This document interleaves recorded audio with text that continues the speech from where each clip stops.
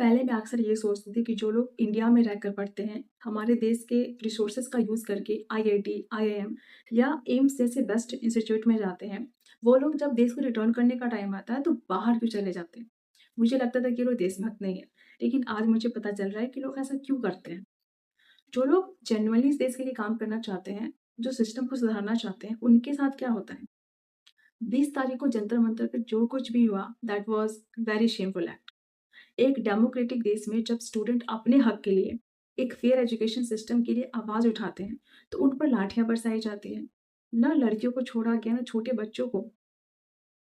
कहने को हम दुनिया की सबसे बड़ी डेमोक्रेसी है, पर रियलिटी क्या है कि सबको दिख रहा है।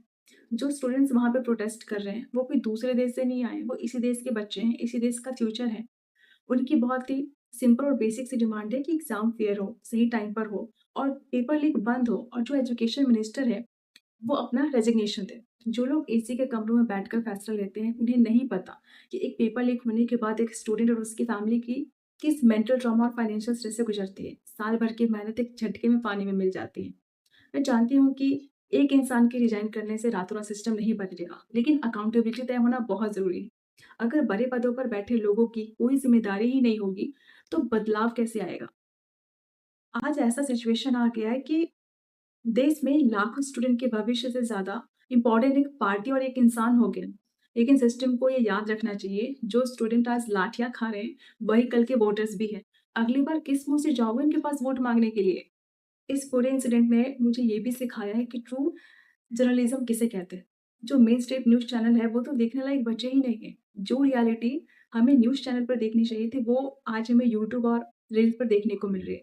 And I feel very proud उन इंडिपेंडेंट जर्नलिस्ट पर, जो 24 घंटे ग्राउंड पर रहकर सच दिखा रहे हैं। डेमोक्रेसी का जो फोर्थ पिलर ढह चुका था, उसे ऐसे कुछ लोगों ने सँभाल के रखा हुआ है, और उनके लिए दिल से बहुत रिस्पेक्ट है।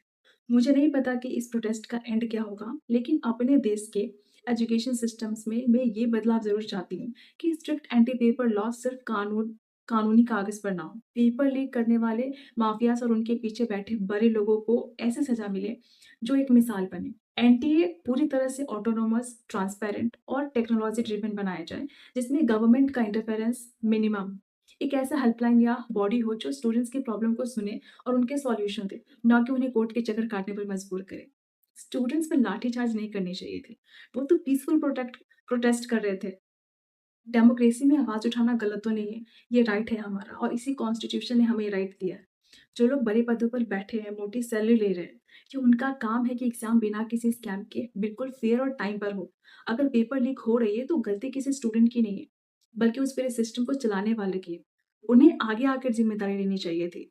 और एजुकेशन जैसी चीज़ों के लिए प्रोटेस्ट करना पड़ रहा है, ये तो गवर्नमेंट को सोचना चाहिए, क्योंकि एजुकेशन से ही हमारा देश बनता है, देश का भविष्य बनता है। और जब देश का भविष्य ही ऐसा हो, तो क्या एक्सपेक्ट कर सकते हैं? डॉक्टर बी आर अम्बेडकर, जिन्होंने इस देश को कॉन्स्टिट्यूशन दिया है, उनका सबसे पहला और सबसे बड़ा नारा ही यही था कि एजुकेट, एजिटेट, ऑर्गेनाइज।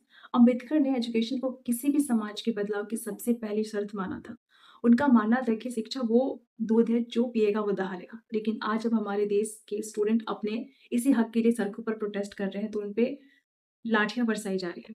कॉन्स्टिट्यूशन का आर्टिकल हमें freedom of speech and expression देता है, और बिना हथियारों के पीसफुली प्रोटेस्ट करने का हक देता है। प्रोटेस्ट करना कोई अपराध नहीं है, बल्कि एक वाइब्रेंट डेमोक्रेसी की निशानी है। अगर हमारे देश के founding fathers of the nation ने हमें ये अधिकार दिया है, तो इसीलिए दिया है ताकि जब सिस्टम सो जाए, तो देश के युवा उसे जगाने का काम कर सके।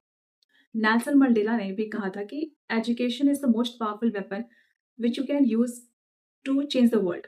अगर हम अपने इसी सबसे बड़े हथियार को पेपर लीक, करप्शन और एडमिनिस्ट्रेटिव केयरलेसनेस की वजह से कमजोर कर देंगे, तो हम एक मजबूत देश की बुनियाद कैसे रखेंगे? एग्जाम सिर्फ एक पेपर लीक नहीं होता है, उसके साथ एक गरीब और मिडिल क्लास बच्चे का भविष्य, उसके माता पिता के सपने और उनकी पूरी जिंदगी जुड़ी होती है। एजुकेशन सिस्टम को सुधारना अब चॉइस नहीं है, देश के सर्वाइवल के लिए सबसे बड़ी जरूरत है।